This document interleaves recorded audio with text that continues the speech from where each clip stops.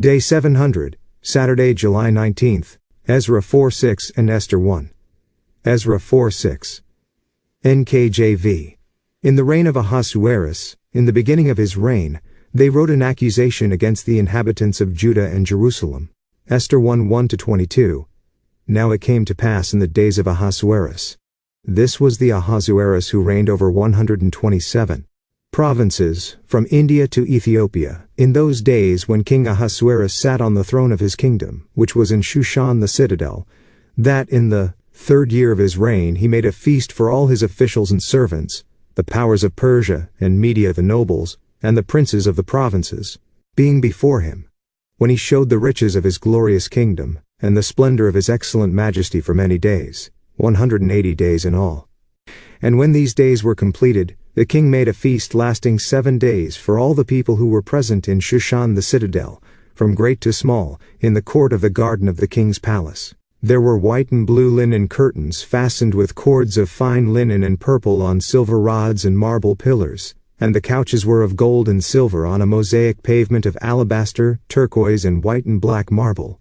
And they served drinks in golden vessels, each vessel being different from the other, with royal wine in abundance, according to the generosity of the king. In accordance with the law, the drinking was not compulsory, for so the king had ordered all the officers of his household that they should do according to each man's pleasure. Queen Vashti also made a feast for the women in the royal palace which belonged to King Ahasuerus. On the 7th day, when the heart of the king was merry with wine, he commanded Mehuman, Biztha, Harbona, Bigtha, Abagtha, Zethar, and Carcass, 7 eunuchs who served in the presence of King Ahasuerus, to bring Queen Vashti before the king, wearing her royal crown, in order to show her beauty to the people and the officials, for she was beautiful to behold. But Queen Vashti refused to come at the king's command brought by his eunuchs. Therefore the king was furious, and his anger burned within him. Then the king said to the wise men who understood the times, for this was the king's manner toward all who knew law and justice, those closest to him being Karshena, Shether, Edmatha, Tarshish, Meres, Marsena, and Memucan, the 7 princes of Persia and Media, who had access to the king's presence, and who ranked highest in the kingdom. What shall we do to Queen Vashti according to law, because she did not obey the command of King Ahasuerus brought to her by the eunuchs?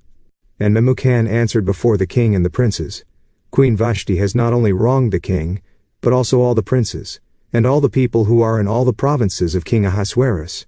For the queen's behavior will become known to all women, so that they will despise their husbands in their eyes when they report, King Ahasuerus commanded Queen Vashti to be brought in before him, but she did not come. This very day the noble ladies of Persia and Media will say to all the king's officials, that they have heard of the behavior of the queen. Thus there will be excessive contempt and wrath. If it pleases the king, let a royal decree go out from him, and let it be recorded in the laws of the Persians and the Medes, so that it will not be altered, that Vashti shall come no more before King Ahasuerus, and let the king give her royal position to another who is better than she. When the king's decree which he will make is proclaimed throughout all his empire, for it is great, all wives will honor their husbands, both great and small. And the reply pleased the king and the princes, and the king did according to the word of Memucan. Then he sent letters to all the king's provinces, to each province in its own script, and to every people in their own language, that each man should be master in his own house, and speak in the language of his own people. Daily Deep Dive. The UCG reading plan states, Introduction to Esther. The Second Jerusalem Temple was completed in response to the preaching of Haggai and Zechariah early in the reign of the Persian king Darius the Great, also known as Darius II or Darius Hystaspes. Darius expanded the reach of the Persian Empire. By 516 BC, around the time of the temple's completion, he had pressed east as far as India, and then returned to deal with the Libyans. His northward penetrations were not so successful, however, for he met stiff resistance from the Scythians and was forced to retreat. Still unsatisfied, he set his sights on Europe. His first attempt to bring the independent Aegean Greek states under his control failed when the Ionian states, between Greece and southern Italy, which were already under Persian suzerainty, broke free to assist their harassed kinfolk. He eventually prevailed, however, and incorporated all of Western Asia into his realm. Flushed with success, Darius made an ill-advised sweep across the Aegean Sea in the year 490, with the intent of conquering Athens and the other city-states of the Greek peninsula. the Athenians met Darius head-on. In the decisive Battle of Marathon, the Persians underwent a humiliating defeat and were forced to retreat to the Asian mainland. Convinced that victory had eluded him only because of insufficient manpower, Darius resolved to return once more to Greece to finish what he had begun. A revolt in Egypt preempted this action, however. Before Darius could completely resolve his new problem and resume his European operations, he died, leaving his grand design to his son Xerxes. The Old Testament Ahasuerus. He had for some years been designated heir by his father, so the change in leadership was without contention. By virtue of his governorship of Babylon, Xerxes was admirably prepared to undertake the formidable responsibilities of his new office. Xerxes' first interest lay in the completion of the royal palace at Susa, the biblical Shushan, and further aggrandizement of Persepolis, the latter project occupying him on and off for the 21 years of his reign 486 to 465. A more pressing concern, however, was with Egypt, which rebelled at once upon his accession. In less than 2 years he was able to resolve this problem. Eugene Merrill, Kingdom of Priests, A History of Old Testament Israel, 1987. 490 to 491, 498. Ezra 4:6, which we earlier read in arrangement order of Ezra, tells us that the Samaritans wrote an accusation against the Jews of Judea in the beginning of his reign, to which he apparently paid no heed, perhaps because he was occupied with these other concerns at the time during his first 2 years as king. This brings us then to the 3rd year of Xerxes' reign, 484 to 483 BC, which is when the book of Esther begins. See Esther 1, 1-3. The book of Esther is about a beautiful young Jewish woman raised by her older cousin Mordecai, who becomes Xerxes' queen and later bravely acts to thwart an evil adversary's plot to exterminate the whole Jewish race. The remarkable deliverance from this genocidal plot is still celebrated in the Jewish festival of Purim, the institution of which is explained near the end of the book. Esther is one of 5 books among the writings division of the Old Testament that are read during holy festivals.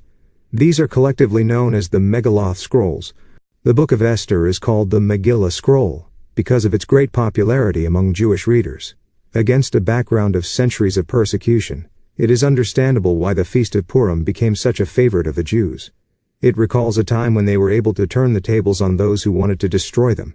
Purim is celebrated today amid a carnival-like atmosphere, with masquerade parties, noise-making, and revelry. The story is reenacted in synagogues, with the audience hissing Haman and cheering Mordecai. The book of Esther is a profound statement about the heroic resistance necessary for survival in the face of violent anti-Semitism that continues to the present day. The Expositor's Bible Commentary, Introductory Notes on Esther. However, Esther has long been a controversial book because of what many have reckoned as indefensible moral conduct on the part of Esther and Mordecai, and the absence of any mention of God. On the first matter, we will examine the issues in that regard as we come to them in the account. But we may note up front that none of the Bible's human heroes are perfect except for Jesus Christ. This brings us to the second matter of objection. It is certainly true that God is not named or directly referred to in a surface reading of the book, as is also the case with the Song of Solomon.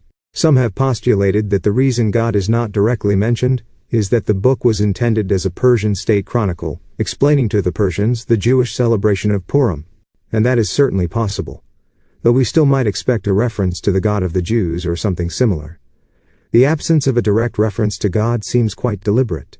Some have proposed that God's name is hidden in 4 separate verses in Esther, in acrostic style: Esther 1:20, Esther 5:4, Esther 5:13, Esther 7:7, that is spelled out by the first or last letters of each word in the verse. This is supported by the fact that carefully structured acrostic spellings appear in several books of the Old Testament.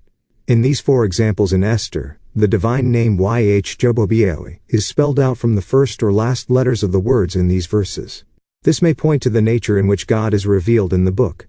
God is hidden in the story, but his presence is evident beyond measure. Certain important circumstances in the story contributing to the amazing outcome are clearly beyond mere time and chance. Furthermore, the reliance on fasting and Mordecai's certainty of deliverance, Ephraim. Another place if Esther failed to act, see Esther 4:13-16, are veiled references to beseeching God and trusting in his providence. Indeed, the main Theme of Esther is God's miraculous intervention and preservation of his people, Jews the world over. Consider the story of this book to be one of the greatest evidences of God's hand in the course of human history to preserve them as a people. While the Septuagint, the Greek translation of the Old Testament dating back to Christ's time, adds a number of explicit references to God, these are generally understood to have been added by people seeking to correct perceived spiritual inadequacy in the book. As for who wrote the book, no explicit statement is given. A strong Jewish spirit pervades the book. Moreover, the author was acquainted with Persian culture, as the extensive descriptions of the palace complex at Shushan, also called Susa, and the domestic details about the reign of King Ahasuerus Xerxes indicate. For these reasons, some, such as the 3rd century church father Clement of Alexandria and the medieval Jewish sage Ibn Ezra, have ascribed the authorship of the book to Mordecai, one of its principal characters. Nelson Study Bible, Introductory Notes on Esther. Yet others object to this because of the book's concluding statements praising Mordecai, see Esther 10 2-3, though these could easily have been added by a later editor such as Ezra. In fact, Ezra has also been suggested as the book's author. Whoever the author was, one commentator says that he must have used sources such as some of the writings of Mordecai 9:20, books of the Annals of the Median, and Persian Kings, Esther 2:23, Esther 6:1, Esther 10:2, and certain familiar oral traditions. Expositors, Introductory Notes on Esther. Because of the way the book begins, now it came to pass in the days of Ahasuerus. This was the Ahasuerus who reigned. It must have been written after the king's reign, and thus no earlier than 465 BC. This is confirmed by the mention of the deeds of Mordecai in the past tense, Esther 10:2. Yet the fact that Greek words do not appear in the book rules out a date after about 300 BC, when because of the conquests of Alexander the Great and the rule of his successors the Greek language became more prominent in the ancient Middle East. On the other hand, the numerous words of Persian origin in the book point to its being composed during the latter half of the 5th century BC. For example, the book calls Xerxes by the Hebrew name Akhshurosh, anglicized as Ahasuerus, a spelling derived from the Persian Kshayarsha. If it had been written after 300 BC, a spelling closer to the Greek form, Xerxes would be expected. Nelson Introductory Notes on Esther. While the historicity of the Book of Esther has been challenged, it meets every reasonable test. Descriptions of the Persian court and the customs of the times, the provision of precise dates, and the use of Persian names current in the era, as well as the characterization of Xerxes, are completely accurate. Independent confirmation of Mordecai's rise to power comes from a cuneiform tablet found in Borsippa, which identifies Mardukah Mordecai as an official in the royal court at Susa in the early years of Xerxes' reign. Lawrence Richards, The Bible Reader's Companion. Introductory Notes on Esther. The story of the miraculous salvation of the Jews was inspiring in the 4th century BC, and this book became one of the most important literary pieces of Jewish history. Its inspiration continues for God's people today. Even as God protected the people of ancient Judah, those scattered from their homeland, from an enemy bent on destroying them, so will God protect his spiritual people today, scattered throughout the present evil world, from the great enemy who would destroy them. In the end, ultimate victory will belong to God and all his people, followed by triumphant joy and celebration. The deposing of Vashti. The account begins with a reference to Ahasuerus or Xerxes reigning over 127 provinces or districts. Some have argued that this is a mistake, since there were only 20 satrapies in the empire of Xerxes' father Darius. But the Hebrew word used here, Medina, referred to a subdivision of a satrapy, and it is reasonable that there would be 127 of these. Another Hebrew or Aramaic word meaning satrapy could have been used if that was intended.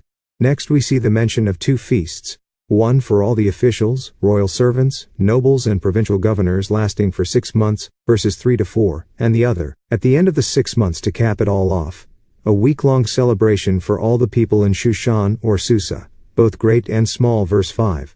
Some have objected to a feast lasting 6 months, questioning how all the officials of the realm, particularly the provincial ones, could be away from their duties for so long.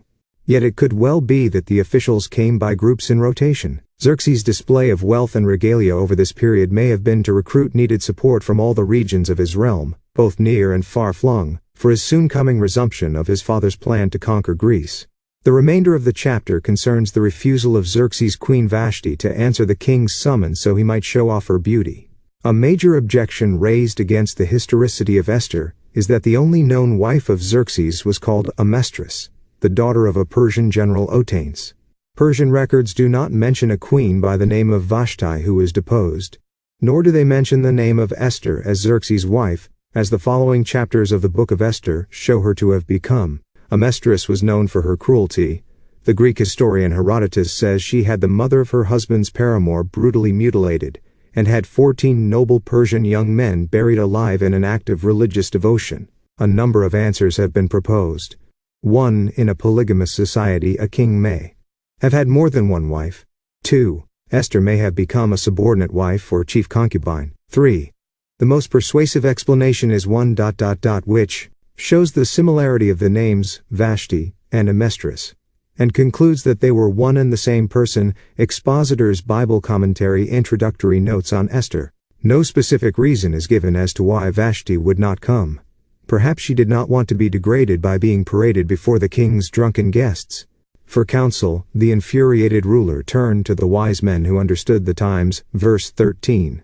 Like their Babylonian counterparts, these wise men were astrologers and magicians who gave counsel according to their reading of celestial phenomena. Cf. 1 Chronicles 12:32, Isaiah 4:4-25, Isaiah 4:7-13, Jeremiah 50:35-36, Daniel 2:27, Daniel 5:15. It was the king's custom to consult experts in matters of law and justice, and to hear their opinions before he acted on any matter. There were 7 of these wise men, all with Persian names, called the 7 nobles, Niv, the 7 princes, KJV, RSV, of Persia and Media. They were probably the Council of 7 mentioned in Ezra 7:14 and Herodotus 3:1. 7 advisors corresponds with the Persian tradition. Herodotus 1.31, 3.84, 7.8, 8.6. Xenophon Anabasis 1.6.4f. Notes on Esther 1:13-14 and Ezra 7:14. Speaking for the others, Memucan says that the queen's behavior, if tolerated, would lead to the wives of officials throughout the realm rebelling against their husbands, thus elevating the issue beyond a royal domestic dispute to that of a state concern, as the increase of ruling officials experiencing such trouble at home would weaken the empire. Perhaps these men were also thinking of their own personal domestic situations. The proposal, to which the king agrees, is that Vashti be stripped of her position of chief wife, and that this honor be given to another. It does not say that the king would divorce Vashti, though her complete removal from royal favor and from right to the king's presence effectively amounted to that end.